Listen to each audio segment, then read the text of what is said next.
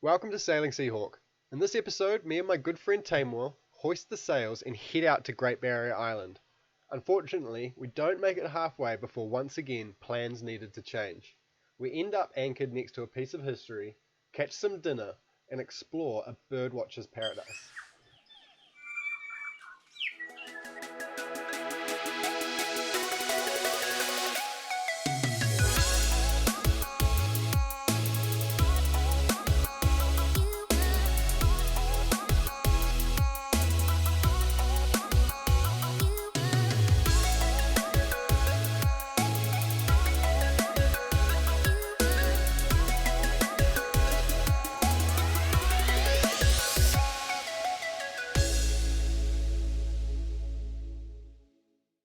We are just leaving Hobart Marina. We're almost 2 hours late because I woke up and I turned my alarm off and went back to sleep. We are heading from Hobart Marina to Waiparapara in Great Barrier Island. It's about 60 nautical miles, so maybe about 10 hours today. Well, we have just made it out of the inlet. We're coming up to the naval base. We probably won't put our sails up until we get around Rangitoto because we've got an easterly wind and we're going to be going straight into it if we try and sail before then. A little bit of overcast morning. T's just made us coffees. Yo.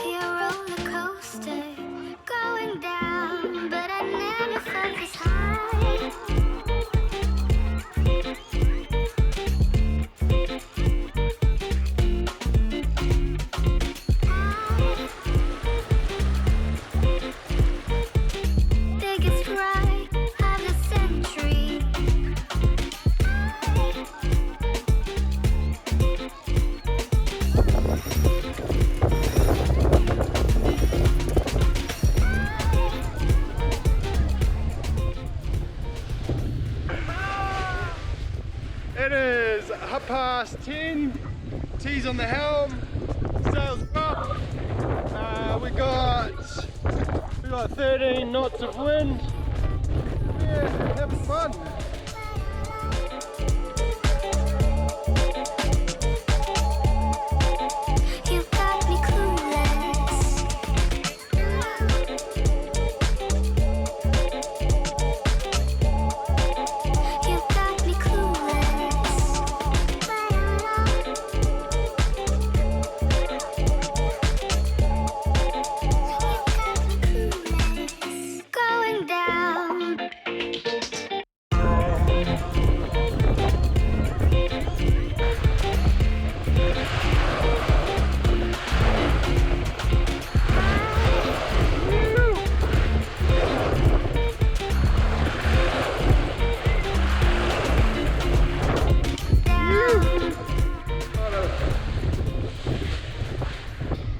It's almost 1:30 and we've just changed course.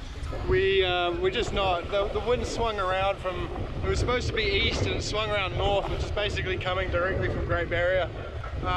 We are instead, because we were getting pushed to the north, or pushed to the west I should say, we have ended up getting pretty close to Kawau, so we're thinking we're just going to head to Kawau for that night, anchor up in there, which is super sheltered. Get there at a reasonable time, have a nice dinner, have a good sleep, and we'll get up, and it looks like the wind's shifting even further north, like kind of almost northwest, so we should be able to get across from Kawau. Still a pretty nice day. It's just fun to be out, to be fair.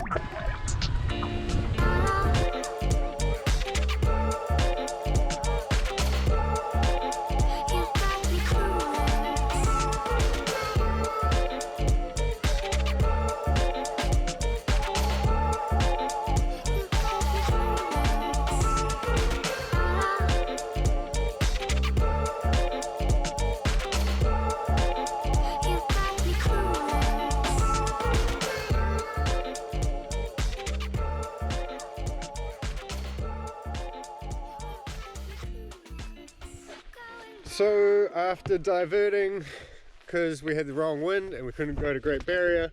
We are now at Kawau Island. Yeah, pretty nice spot. Anchored up just a little bit north of South Cove. We were going to go further down the island, but we decided not to. I put out some lures on the way here. I hooked up in a rush, 2 of them, and I sent them out the back. And just as we were getting into Kawau, we hauled them in, and I noticed as I went to hook the hook onto the line that they have got little hook covers covering the barbs. So T's cooking up a feed down the galley, and life's good. So we're just at anchor on Kawau Island. I was checking the engine over after, because we've been a fair bit of motoring today, so just making sure everything was okay. There was a little bit of water in the bottom of the bilge, so I've been trying to find out where it's coming from. And I've found that it's coming from the stern gland, I think. Down in here. Leaking out of there. Don't know if you can see it. I did wonder today, I wasn't sure if the propeller, like if it felt like it was vibrating more than normal. I just don't know what's normal because it's such a new boat to me. It probably means we're not going to the barrier. We are probably staying here until we're ready to go home. I'm super gutted. I've been wanting to do a trip to the barrier for ages. But what do you do? You know, I don't feel like it's a safe or the right move to go over there. If it gets worse, we could find ourselves in some pretty bad trouble. So we're just gonna head home. So we're woken up at Kawau after a real good night's sleep, feeling pretty rested. We're definitely not going to go to Great Barrier today because the boat's leaking. It's not leaking much. I'm going to go down there soon and sponge it out. It's sweet airfall, but there's no point going out further. It just doesn't seem like the right idea. So I think we're just going to spend another day here and then just sail home tomorrow down the coast. But this is what we're dealing with, waking up.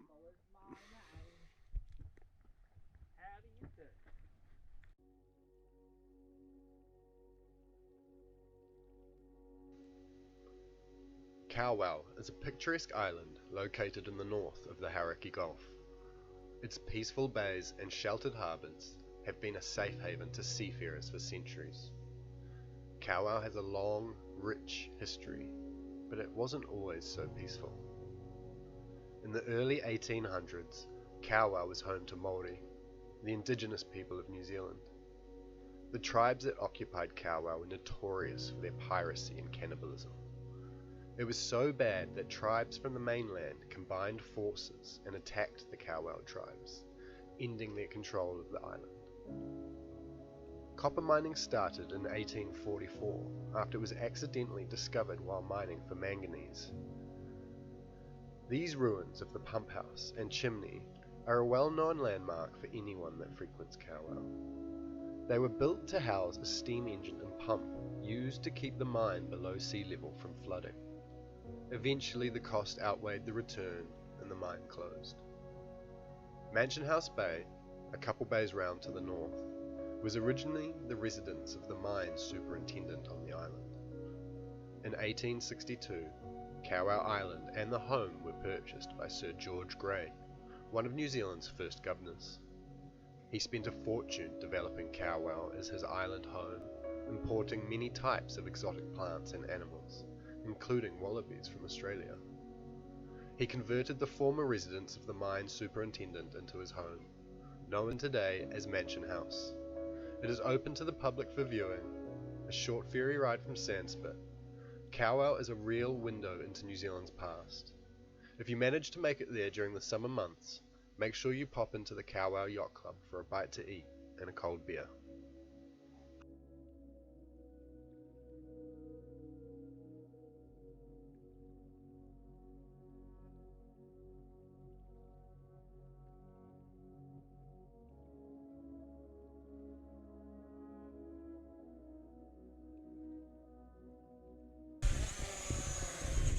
Yeah.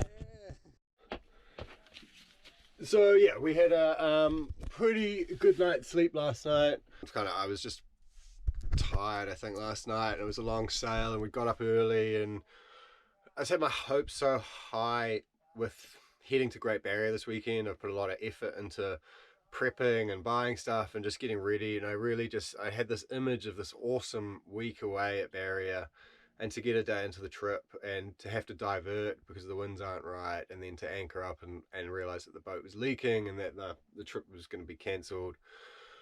I just think it cut me up a bit last night, but I spoke to some friends. I spoke to Marty, who's a ex around the world Volvo racer, and he knows the shit. He made me feel better about things. He was like, look, it's going to happen. Your boat's going to leak. And I also spoke to Pete, my sailing coach, and he was much along the same lines. Like, it's no big deal, you know, it's not leaking fast, you're in a safe place. Like, and I think that put me at ease. So I had a really good night's sleep last night, and woke up this morning and am feeling so much better about it. You know, I think we have decided we're going to stay here and just enjoy where we are. The leak's not bad, or you know, I've always had boats, but I've never had a yacht. I've always just been a motorboat person, head out for the day, go home, you know, so it's a pretty steep learning curve having this boat. And I don't know, I just guess I kind of made a bigger deal about it last night than I needed to. And yeah, so we're going to go into the engine bay now and see how much water's in there. So this is what we're dealing with water-wise. Nothing crazy.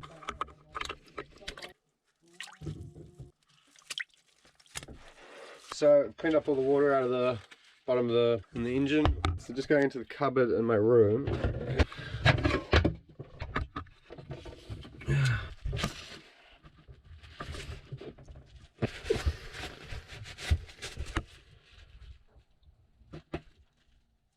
It's not soft or anything. I tightened up those hose clamps. I did that last night. It's definitely coming up through the fiberglass somehow. So I don't know. We'll see when we go home. No biggie at the moment. I'm going to get underneath the boat at some point today, even though it's freezing, and see if there's anything on the prop or anything that I can see under the water. Yeah. Oh shit. Oi, I know. Jump in with me. No, you love it. Let's get it.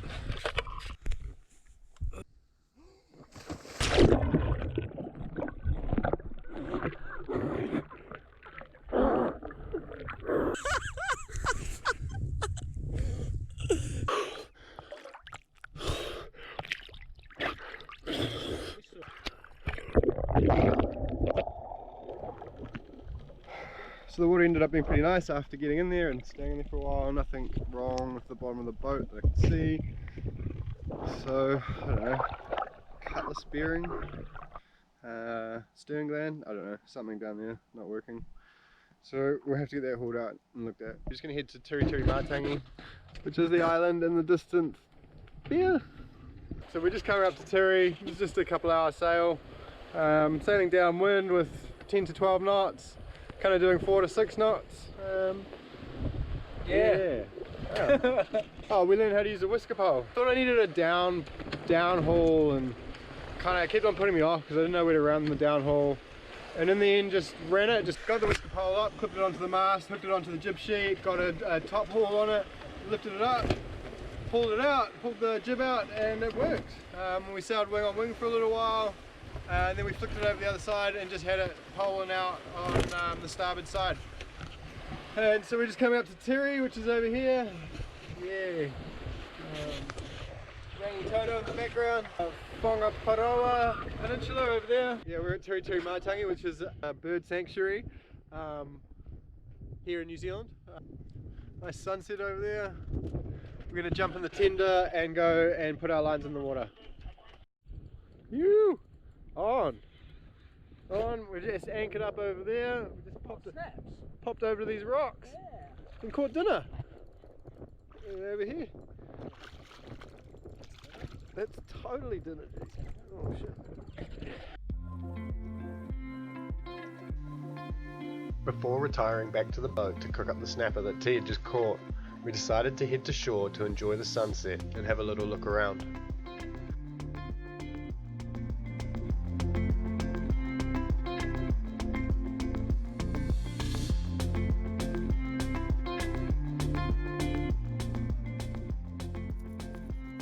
Dinner was pretty simple. I filleted and skinned the snapper and lightly coated it with salt and pepper and flour before frying it in some butter. I find this gives just a little crispiness on the outside. I steamed some veg and fried a couple of sausages as well. This with some coleslaw would have been a pretty average dinner had it not been for the fresh piece of snapper steaming away in the middle of our plates. So we have just woken up at Tiritiri Matangi a couple hours ago. Had nice ham, cheese, tomato croissants for breakfast, some coffee and some juice. We're just going to head to the beach and do some walks now, see if we can take some photos, and yeah, and then we're going to have to start heading home. Farming dominated Tiritiri Matangi from the early 1850s until the 1970s, stripping it of the vast majority of its native bush and forcing most birds off the island. A huge 10-year conservation effort from 1984 to 1994 saw volunteers plant between 250,000 and 300,000 trees. The island is now an open bird sanctuary and scientific reserve, free for the public to enjoy. It is predator-free and maintained by the Department of Conservation along with a fantastic team of community volunteers. Today, the 220-hectare island is about 60% forest and 40% grassland. It is home to endangered birds like the flightless takahe and kiwi.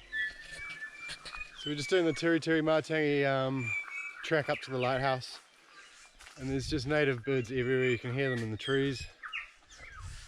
There's a feeding station up here, so there's a lot around. But I'll just shut up so you can listen for a bit.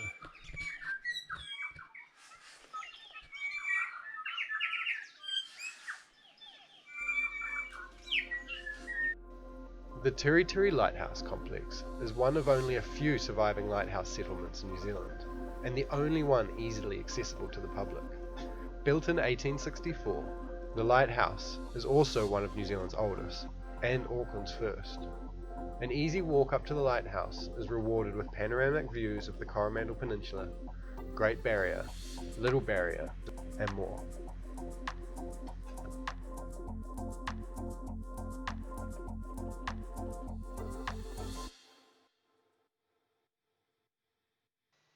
After exploring Kawau for a while, we headed back to the boat to start getting ready to head back to Auckland. All was going well until I attempted to bring the anchor up with the windlass, which decided to stop working.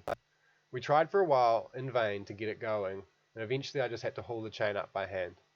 It wasn't the end of the world, but it's not the best. After that, everything went okay. We got the sails up and we started heading home.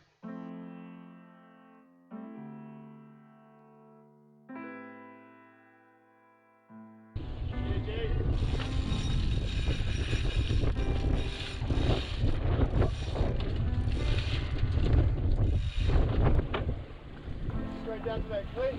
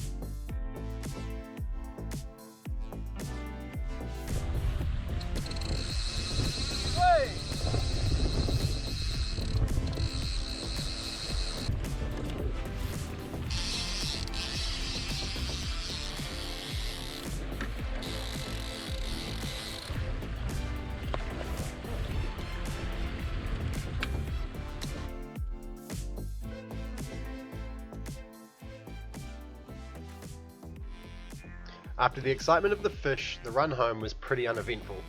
I meant to record us docking, but it was dark and breezy, and honestly, I was worried about other things. It is a shame though, because I was once again struggling to get the boat away when T tried using his finger as a fender between the solar panel and a pile. This resulted in me getting some experience parking single-handed, as well as a quick rush to A&E after I finally got her tied up. Luckily, the damage wasn't as bad as we thought and nothing was broken. Seahawk weighs 14 tons, and had the solar panel mount not had some play in it, T might not still have 10 digits. Thanks again for tuning in. If you could hit like and subscribe, that would be amazing. And remember to check us out on Instagram. Till next time, take care out there.